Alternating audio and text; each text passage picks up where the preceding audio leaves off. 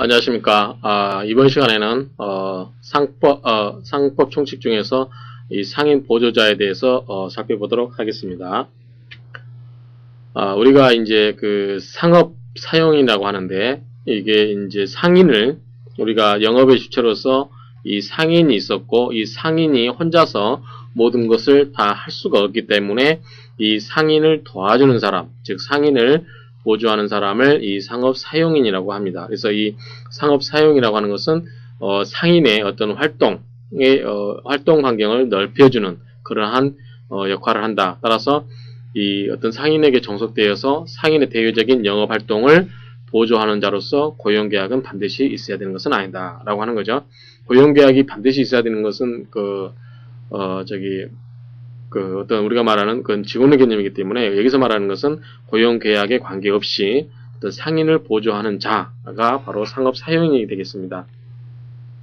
그 다음에 이것은 상업 사용인은 대외적으로 영업 활동과 관련해서 대외적으로 상인을 보조하는 자입니다. 따라서 조직 내에서 어떤 영업 활동을 하면서 제3자와 거래를 하지 않는 그러한 내부인과는 구별이 되겠습니다. 그러한 내부인으로서는 운전기사, 청소부. 예컨대 여러분들 어떤 회사를 갔는데 그 회사의 운전기사라든가 청소부와 여러분들이 그 회사와의 영업과 관련해서 거래를 하는 건 아니지 않습니까? 그런 것처럼 이러한 사람들은 상업사용인이 아니다.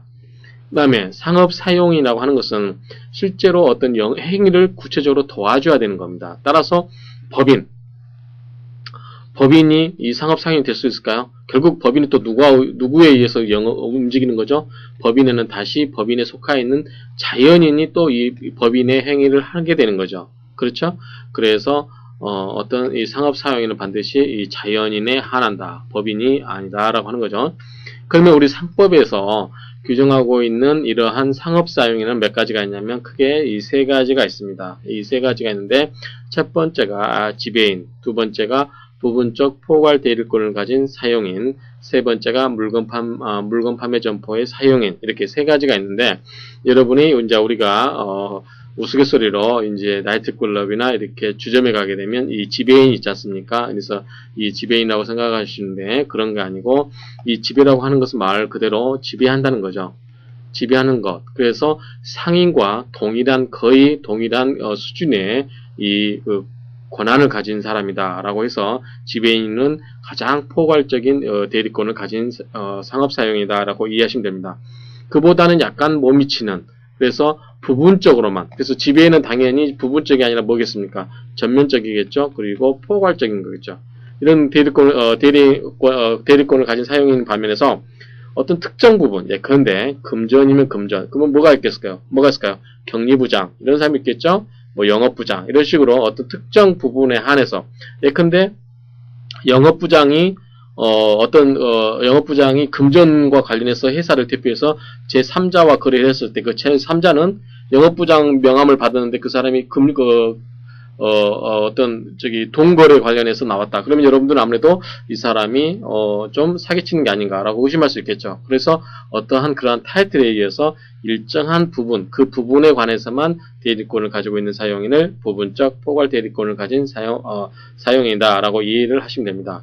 그 다음에 상업사용 중에서 가장 범위가 좁은 물건 판매 점포 사용인. 근데 우리 어린 학생들이, 나이 젊은 학생들이 있을 수 있는데, 그런 학생들은 예컨대 또는 여러분들 편의점, 24시 편의점을 갔는데 여기서 아르바이트하는 학생들이 많이 있지 않습니까? 그러면 여러분들이 물건 판매와 관련해서는 그 사람이 돈을 받고 그다음 물건을 판매하는 거, 그 관련해서는 모든 권한이 있다라고 생각하겠죠. 그래서 이 물건 판매와 관련해서 그러한 권한을 가진 사람을 물건 판매 점포 사용이다라고 이해를 하시면 됩니다. 그렇지만 이 물건 판매 점포 사용인이 그 가게를 뭐 다시 판다든지 세를 다시 놓는다든지 그런 일을 한다고 했을 때 여러분들은 그 사람이 정당한 권한을 가진 사람이다라고 이렇게 판단이 안 되죠.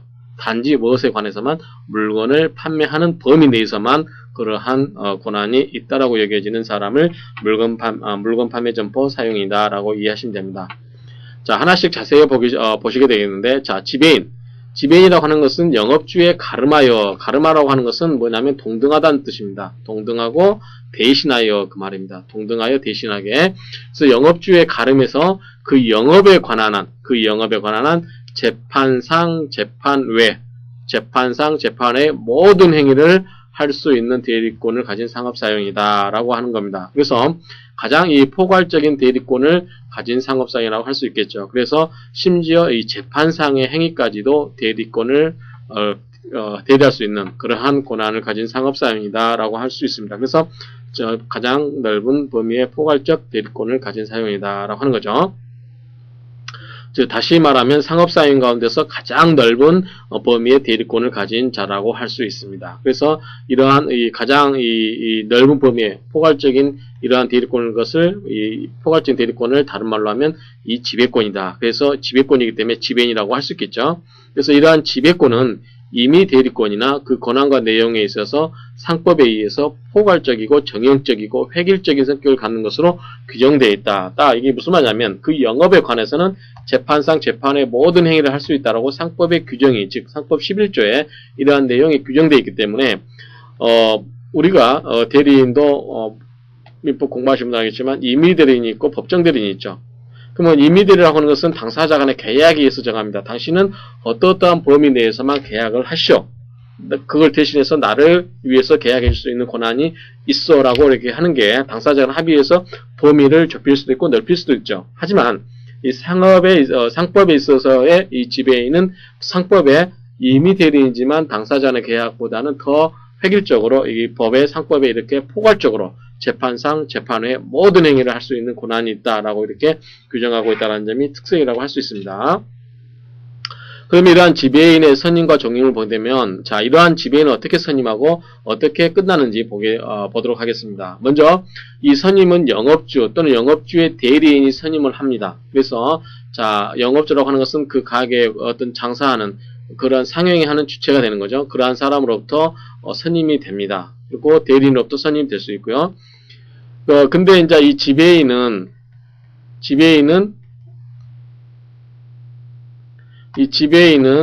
다른 말로 하면 영업주가 있죠. 영업주라고 하는 것은 쉽게 이야기해서 상인이라고 할 수 있죠. 자, 지배인은 상인의 보조자입니다. 자, 지배인은 이 영업주의 상인에 가림해서 동등한 권한이 있다라고 생각하시면 됩니다. 그래서 재판상 재판의 모든 행위를 할 수 있기 때문에, 자, 지배인이 만약에 여러분 같으면 다른 지배인을 선임할 수 있다라고 하면 어떻게 됩니까? 자기와 동일한 권한을 가진 사람을 다시 선임할 수 있다고 하면은 이거는 영업주, 즉 상인의 뜻에 반하겠죠. 다만 지배인이 모든 행위를 할 수 없기 때문에 지배인이 자기가 어떠한 영업에 관한 모든 권한을 행사하다가 부분 필요하다. 그러면 부분 필요한 상업사용인, 이러한 사람들은 상업사용인은 선임해서 쓸 수가 있겠죠. 그렇지만 자기와 동등한 권한을 가진 지배인을 선임하지는 못한다라고 하는 게 이렇게 이해하시면 되겠습니다. 자, 이러한 선임행의 성질을 보게 되면, 자, 지배권의 수여행위다. 수여라는 것을 주는 거죠. 자, 영업주가, 자, 나를 대신해서 당신이 영업에 관한 한 재판상 재판의 모든 행위를 하시오라고 그러한 수요 행위가 있고, 그 다음에 아까 말씀드렸다시피 상업사용에는 반드시 고용계약을 쓸 필요가 없다라고 말씀을 드렸습니다. 그래서 고용계약이라든가 위임계약과의 결합일 필요가 없다라고 보는 견해가 있고, 아니면 이 대리권 수요 행위와 고용계약 또는 위임계약이 결합이 돼야 된다라고 보는 견해가 있는데, 굳이 고용계약까지는 필요가 없지 않을까 이렇게 생각을 합니다. 자, 지배인은 자연인에 한할 뿐 반드시 그 사람이 행위 능력자일 필요도 없고 특별한 자격을 갖출 필요도 없습니다. 무슨 소리냐면, 이것은 상인이 모든 위험은 자기가 부담하면서 자기가 쓸 사람을 선임하기 때문에 굳이 법에 있고 나서가지고 네가 선임하는 사람은 반드시 똑똑한 사람이어야 된다. 즉 행위 능력자여야 된다라고 할 필요가 없다는 거죠. 만약에 이 영업주가 바보, 즉 행위 능력자가 아닌 이 행위 무능력자를 선임해가지고 영업을 하다가 그게 손해나면 그 귀속은 누구한테 되는 거죠? 자기 자신한테 귀속이 되는 겁니다. 그래서 이러한 규정을 두지 않더라도 굳이 이러한 사람들이 행위 무능력자를 영업행위로 선임할 이유는 없겠죠. 그러니까 이런 것은 반드시 그 법이 그렇게 관여할 필요가 없다 이거죠. 만약에 이 행위 무능력자 우리가 민법상에 만 4조에 20조로 됐죠. 근데 이게 이제 뭐 예컨대 16세인데 이 사람이 탁월한 능력이 있다. 그러면 이 사람을 쓸 수도 있는 거죠. 영업주 입장에서 봐서는 16세를 쓸 수도 있고 아르바이트생 같은 경우 물건 판매점포 사용인도 이렇게 선임할 수 있는 거죠. 그러니까 이런 식으로 선임은 영업주가 알아서 한다라고 생각하시면 됩니다. 왜냐하면 상법은 뭘 전제로 한다? 합리적인 인간을 전제로 한다. 그래서 자기 일은 가장 합리적으로 처리할 수 있기 때문에 굳이 법이 나서서 관여할 필요가 없다. 두 번째, 직무의 성질상 감사와의 겸임은 허용이 되지 않는다라고 합니다. 왜냐하면 감사는 자기가 하는 일에 다른 사람이 한 일에 대해서 감독을 하는 거죠. 근데 자기가 하고 자기가 감독한다. 그러면 그게 잘 이루어질 수가 없죠. 그렇죠? 감사는 기본적으로 영업을 하는 사람과 독립되어 있어야 되는 게 일반적이라고 할 수 있겠죠. 그래서 감사와 겸임은 허용이 되지 않는다. 지배인은. 그렇지만 이사는 마찬가지로 어떤 업무를 집행하는 사람이죠. 따라서 이사는 지배인과 겸임이 가능하다라고 이렇게 이해하시면 됩니다. 자, 어떻게 해서 이제 지배인이 자리에서 물러나느냐, 종임이 되느냐 보게 되면 먼저 대리권 소멸의 일반 원칙, 대리인이 사망하거나 금치산, 파산, 위임 종료 이거는 우리 민법에 나와 있죠. 이러한 규정에 의해서 이 지배인이 이 자리에 지배인의 자격을 떠나게 되는 거죠. 뿐만 아니라 영업을 폐지하게 되면 더 이상 지배인이 있어야 될 이유가 없죠. 그래서 영업의 폐지라든가 회사의 해산, 해임 이러한 경우는 당연히 이 지배인이 종임이 된다. 다만 이는 상사 대리권으로서 영업주의 사망으로 소멸되지는 않는다. 자, 이게 무슨 소리냐면 자, 영업주가 있습니다. 여기가 영업주를 대리한 대리인, 다른 말로 하면 지배인이 있습니다. 자, 우리 민법에 의하면 대리 보면 자, 영업주에 가름하는 경우가 있냐면 본인이 있습니다. 대리인이 있습니다. 자, 이 대리인이라든가 대리인은 누구를 위해서? 본인을 위해서. 이건 민법상의 이야기입니다. 이건 상법상이고 이 대리인, 즉 지배인은 누구를 위해서? 영업주를 위해서 영업을 하는 거죠. 그래서 이 사람이 사망하거나 금치산, 파산 이러한 경우는 당연히 일반 원칙에 의해서 영업주한테 해가 될 수 있고 본인한테 해가 될 수 있기 때문에 이 사람들이 이러한 사유가 되면 반드시 이제 종임 관계가 끝난다고 할 수 있겠죠. 지배인의 관계가 끝난다고 할 수 있습니다. 그렇죠? 그 다음에 민법에 있어서 특징은 뭐냐면 자, 본인이 이 사람한테 어떤 행위를 하려고 대리했는데 이 본인이 사망하게 되면 이 대리인도 이 대리관계도 끝납니다.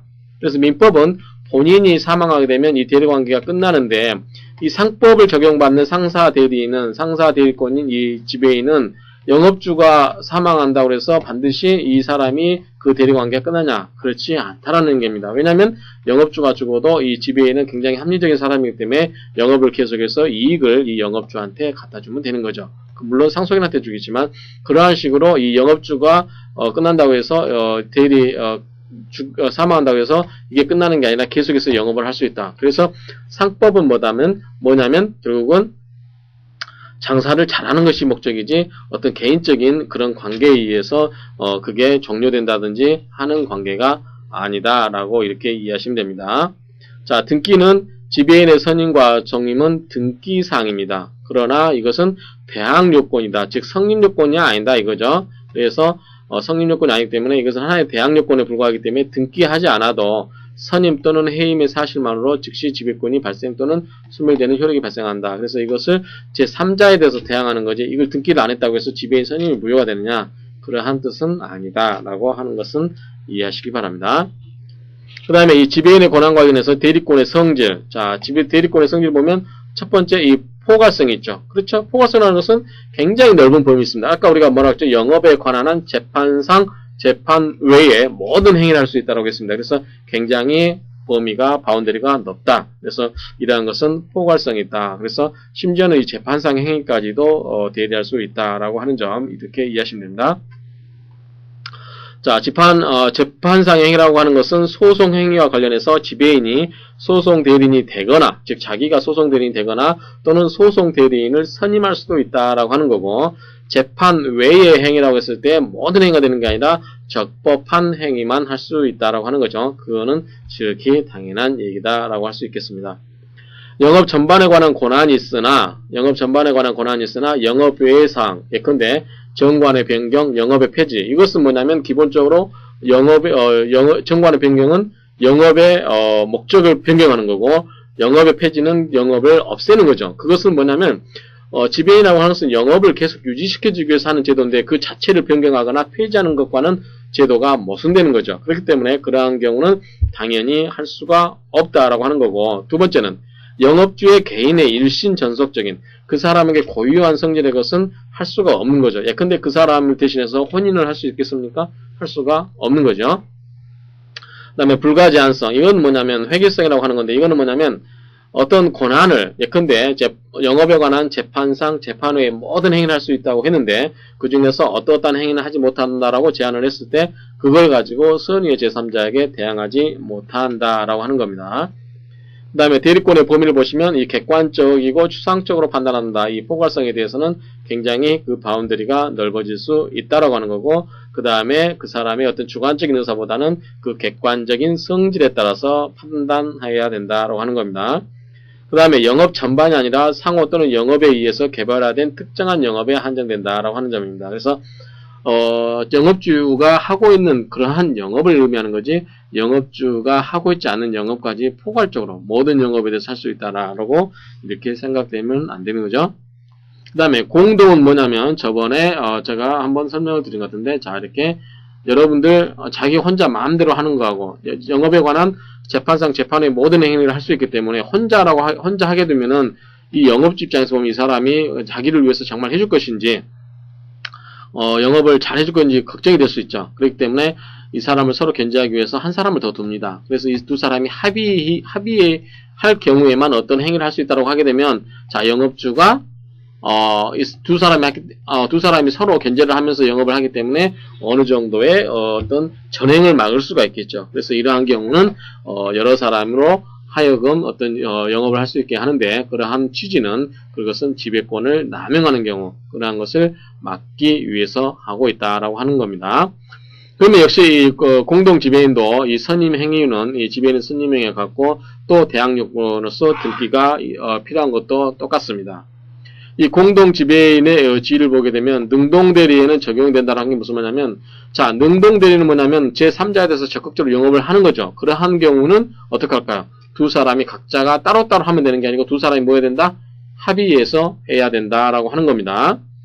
그 다음에 자 이 영업주가 지배인 A를 두고 지배인 B를 두었습니다. 근데 이렇게 아까 우리가 지배인의 권한 관련해서 지배인은 다른 지배인을 선임할 수 있다 없다? 없다라고 했습니다. 그러면 이러한 지배인이 다른 지배인한테 이렇게 두 사람을 둔 이유가 영업주가 서로 견제하면서 영업을 잘해달라고 한 취지였는데, 지배인 A가 나 바쁘니까 지배인 B한테 이야기합니다. 나 대신 네가 다 해라 라고 할 수 있느냐 이거죠. 그래서 이러한 것은 공동지배인 입법 취지에서 당연히 인정될 수 없다라고 하는 거죠. 다만 어떤 특정한 사안에 대해서 그 사람에게 불가피하게 그 사람이 업무 처리를 할 수 없다든지 그러한 경우에는 불가피하게 어떤 특정한 부분에서 위임은 가능하다라고 볼 수 있다라고 이렇게 생각이 됩니다. 물론 이제 여기에 대해서 의견은 나눠집니다만, 그렇지만 어떤 개별적인 특정한 사안에 대해서는 가능하지 않을까 이렇게 생각을 하고요. 자, 수동대리에 대해서는 적용하지 않습니다. 무슨 말이냐면, 자 제3자가 어떤 대리인에게 의사표시를 합니다. 그러면 의사표시를 받는 것은 제3자한테도 모든 대리인에게 하나하나 전부 의사표시를 하라고 하면 제3자가 불편합니다. 그렇죠? 그래서 이 제3자로부터 의사를 단지 받는 것, 그러한 수동대리에 있어서는 단지 한 사람에게 의사통지라도 모든 공동대리인에게 통지한 것과 동일한 효력으로 인정을 하자라고 하는 겁니다. 자, 불법 행위는 당연히 하면 안 되겠죠. 그래서 적용이 안 되는 거고, 내부적 행위에도 적용이 안 된다. 그래서 이제 표로 보시게 되는데, 자, 능동대리, 수동대리 있는데, 자, 효력은 능동대리는 지배인이 공동으로 행해야만 그 법률 효과가 발생하는 거고, 그 다음에 수동대리는 한 사람에 의해서 받을 때만 된다. 그 다음에 등기사항은 제3자에 대해서 중대한 영향을 미치는 사항이기 때문에 공동지배인의 선임, 종임 및 그 변경은 등기를 하도록 하고 있다. 만약에 이 공동지배인이 혼자서 했다. 둘이 하라고 했는데 혼자서 하는 경우는 이 단독대리행위는 무효가 됩니다. 그렇죠? 그래서 이러한 무효가 되고 이 구제 가능성, 제3자의 구제 가능성은 이러한 상법이라든가 민법의 기타 규정에 의해서 구제 가능성이 있습니다. 자, 지배권의 이제 남용을 보시겠습니다. 그러면 지배인이 객관적으로 대리권의 범위 내에 속하지만 주관적으로는 자기 또는 영업주 이외의 제3자의 이익을 꾀하기 위해서 대리행위를 하는 것을 이 지배권의 남용이라 이렇게 말씀드릴 수 있겠습니다. 그러면 이 지배권을 남용했을 때 자기의 개인적인 이익을 위해서 영업주의 희생하에 자기의 개인적인 이익을 위해서 그렇게 지배인이 영업을 했을 때, 지배권을 남용했을 때 어떻게 할 거냐에 대해서 우리나라 학설은 크게 이 네 가지가 있는데 심리유보설, 권리남용설, 대리권 제한설, 이익형량설 이렇게 네 개가 있습니다. 그렇지만 내용을 보시게 되면 자, 심리유보설이라고 하는 것은 원칙적으로 지배권을 남용해도 유효하다. 그렇지만 상대방이 그 지배권을 남용한지를 알고 있었으면 그것은 무효다라고 보는 거고, 권리남용성도 역시 원칙적으로 유효지만 그러한 남용행위를 아는 경우는 역시 영업주에 대해서 권리행사가 허용되지 않기 때문에 무효다라고 보는 거고요. 대리권 제한설은 원칙적으로 유효다라고 하는 거지만 제3자가 알았거나 알지 못한 데 중대한 과실이 있는 경우에만 그 무효를 주장할 수 있다. 그래서 기본적으로 다 유효로 출발하고 있는 점이 특성이라고 할 수 있겠죠.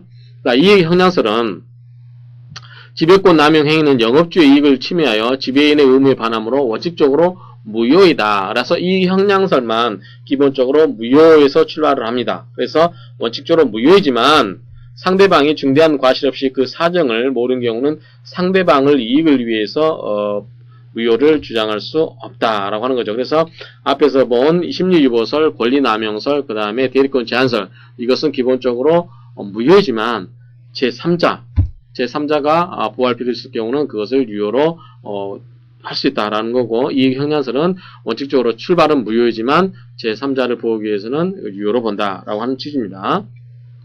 자, 표현 지배인은 뭐냐면, 자, 대리인의 관계에서 표현 대리인이 있었죠. 마치 대리인인 것처럼 대리인이 아닌데 대리권이 없음에도 불구하고 마치 본인으로부터 대리권을 받은 것처럼 행위를 하는 사람, 그게 뭐냐면 표현 대리인이었습니다. 우리 민법에 표현 대리인이 그러한 취지인데, 마찬가지로 우리 상법의 지배인도 표현 지배인은 뭐냐면 실제로는 지배인이 아닌데 외관상 또는 제3자한테 마치 그 사람이 지배인인 것처럼 그렇게 하는 것, 이러한 것을 표현 지배인이라고 합니다. 그래서 우리 상법 14조에 보면 뭐라고 되어 있냐면, 본점 또는 지점의 영업주임, 기타 유사 명칭을 가진 사용인, 그러한 마치 남들이 보면 지배인처럼 느껴지는 그러한 명칭을 사용한 사람을 표현 지배인이라고 하는 거죠. 그래서 이러한 표현 지배인은 마치 그러한 외관을 믿고 거래한 제3자를 보호하기 위해서, 즉 거래 상대방의 신뢰를 보호하기 위해서 인정이 되고 있는 제도다라고 하는 거죠. 그러면 구체적으로 어떤 사람이 표현 지배인인가라고 한번 판례를 가지고 몇 개를 보도록 하겠습니다. 자, 첫 번째, 영업주임 등 표현 지배인을 나타내는 명칭을 사용할 것. 예컨대 여러분들 은행에 갔습니다. 무슨 지점에 갔는데 지점장 하면 뭡니까 이거? 지점장 하게 되면 이 지점과 관련해서, 지점의 영업과 관련해서 모든 것을 결정할 권한이 있는 것처럼 보여지는 거죠. 그렇죠? 당연히 그렇습니다. 근데 여기 갔더니 명함을 딱 주면서 어떤 사람이 나왔던데 무슨 계장 이렇게 했습니다. 계장이라고 하는 것은 은행에서 이제 가장 이제 뭐 밑에 주임도 있겠지만 그냥 축소된 범위 내에서만 권한이 있는 거죠. 그래서 이 계장이 지점장의 역할을 하려고 한다. 그러면 여러분들은 이거는 믿을 수가 없죠. 그래서 이 계장 명함을 가진 사람하고 나 그 사람이 지점장인 줄 알고 거래를 했다라고 했을 때 그것은 의미가 없다. 그래서 내가 그 사람이 지점장의 명함을 받고 지점장인 줄 알고 거래를 했다. 그러면 이거는 표현 지배인이 성립이 될 수 있지만 이 계장이라는 이 타이틀을 가지고서는 그게 힘들다라고 하는 겁니다. 그래서 이제 구체적으로 보면 지점장, 영업부장, 상무 이런 것은 지배인을 지칭하는 명칭이 될 수 있다. 그렇지만 차장, 지점장, 대리, 영업소 주임 이런 거는 뭐냐면 주임은 이제 밑에 단계이기 때문에 이런 경우는 그 자체가 뭐예요? 지점차장 하면 뭡니까 이거는? 차장보다 높은 지점장이 있구나. 그 다음에 지점장 대리하면 지점장이 있는데 그 사람을 대리하고 있구나 라고 생각할 수 있는 거죠. 그래서 이 사람은 그 명칭 자체로서 표현 지배인이 불가하다. 왜냐하면 그 위에 상위 직급이 있다라는 게 암시되어 있는 거죠.